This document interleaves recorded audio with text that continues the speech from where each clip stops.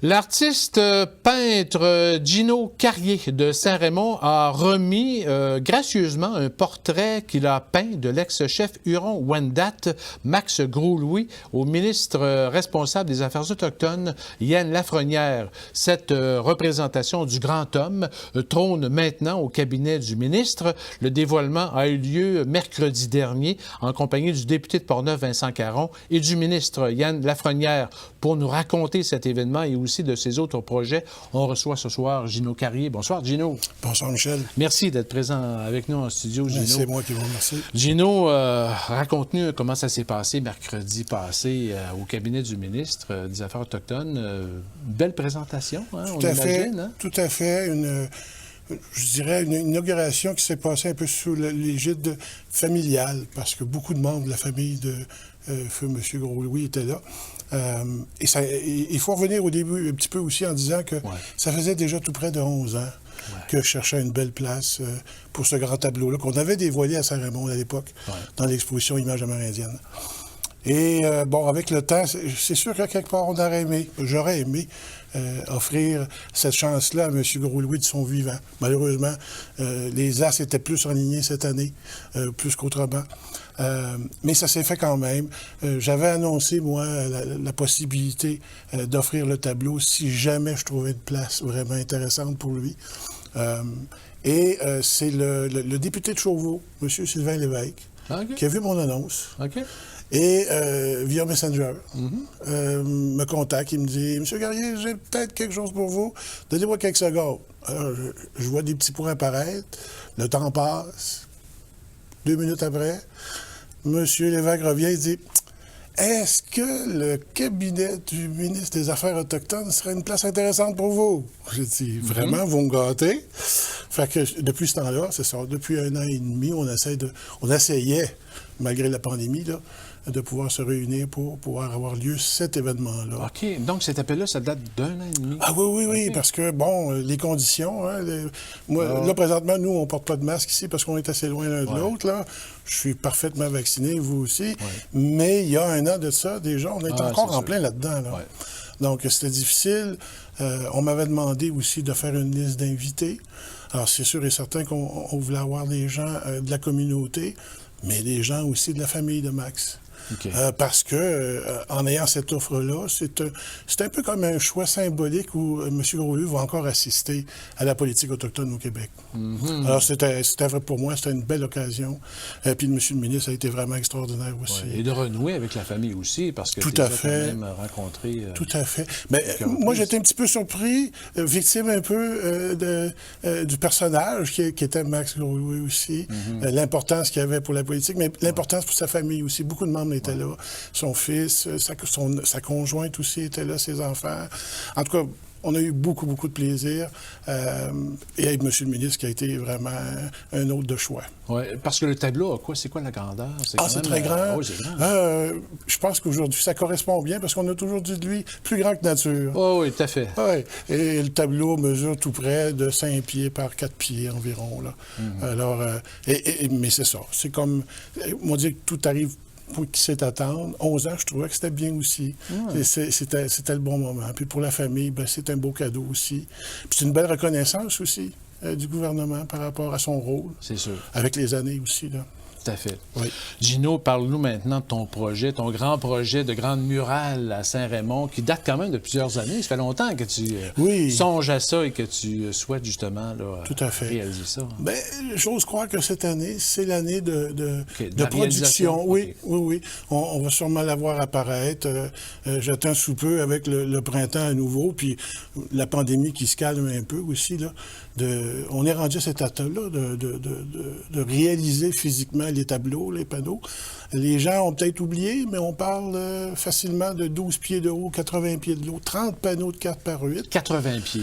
Oui, c'est quand même assez... C'est énorme. Oui. Et on veut aussi... Moi, j'aimerais ça qu'on ait un éclairage saisonnier aussi, qu'on puisse l'avoir le soir, quand on a nos fameuses prestations musicales au Pont-Tessier.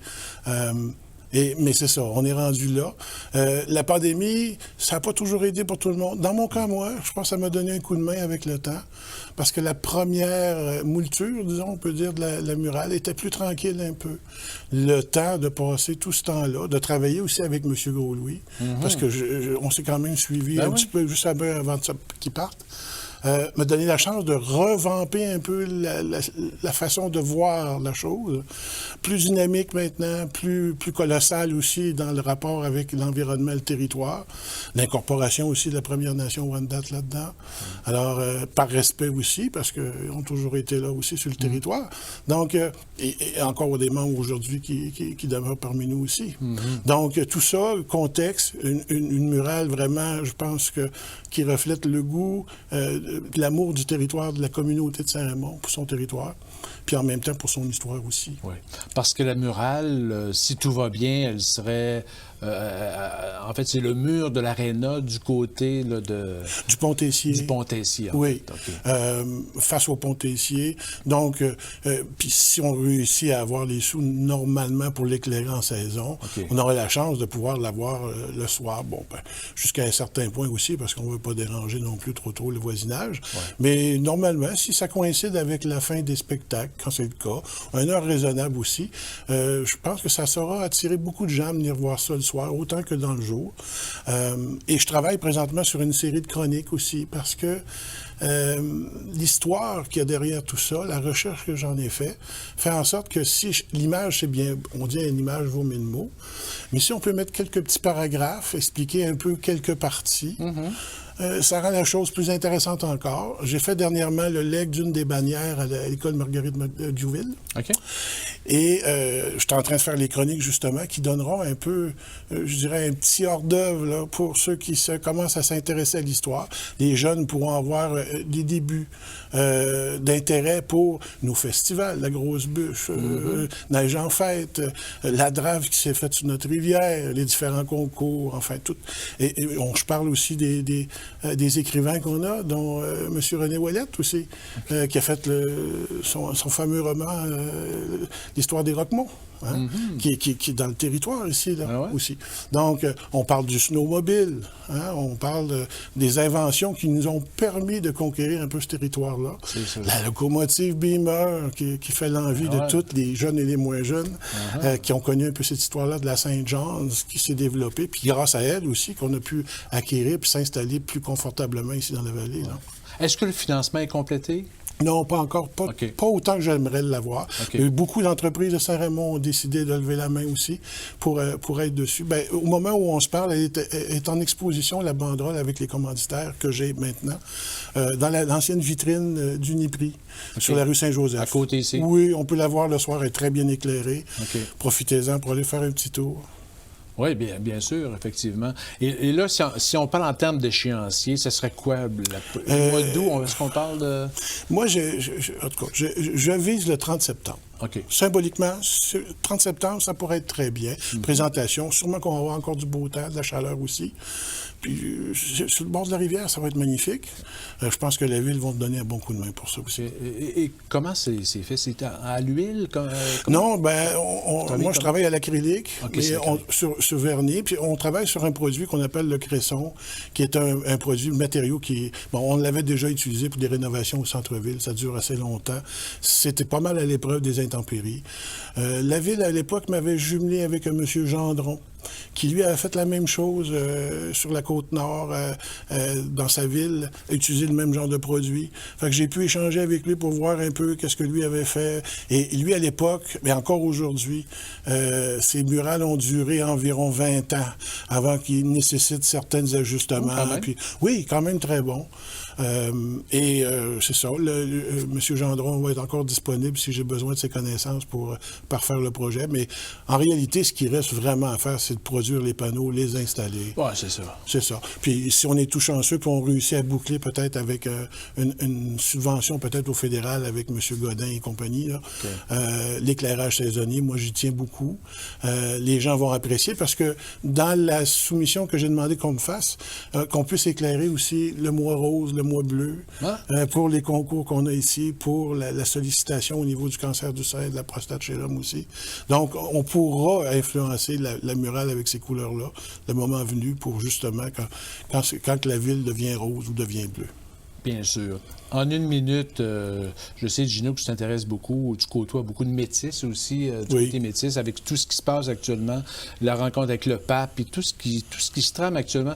Est-ce que tu sens que ça évolue bien, justement, l'acceptation sociale, puis tout le partage qu'on... De ça? Moi, je pense que oui. C'est sûr qu'on arrive à un moment où, au niveau de l'histoire, c'est très important pour les Premières Nations. Au fédéral, on fait partie des Premières Nations, étant métis aussi. Mais dans l'Est aussi, c'est une culture qui s'est un peu endormie avec le temps.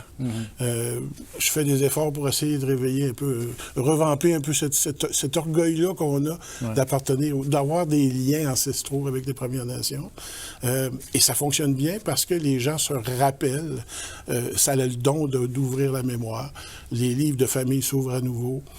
Puis là, on réalise qu'on avait des ancêtres qui s'étaient sur le territoire par besoin de survivre souvent aussi, mais de s'installer, de s'ancrer aussi sur le territoire. Puis là, je parle de l'ancien Canada, le haut, le bas, et ainsi de suite, le nord-ouest, et ainsi de suite. C'était une nécessité à l'époque de pouvoir s'installer, hormis tout ce qui se passait au niveau de la décision gouvernementale à l'époque. Et puis avec le temps, ben c'est sûr, l'histoire a changé. Puis là, aujourd'hui, on prend connaissance d'un autre genre d'histoire.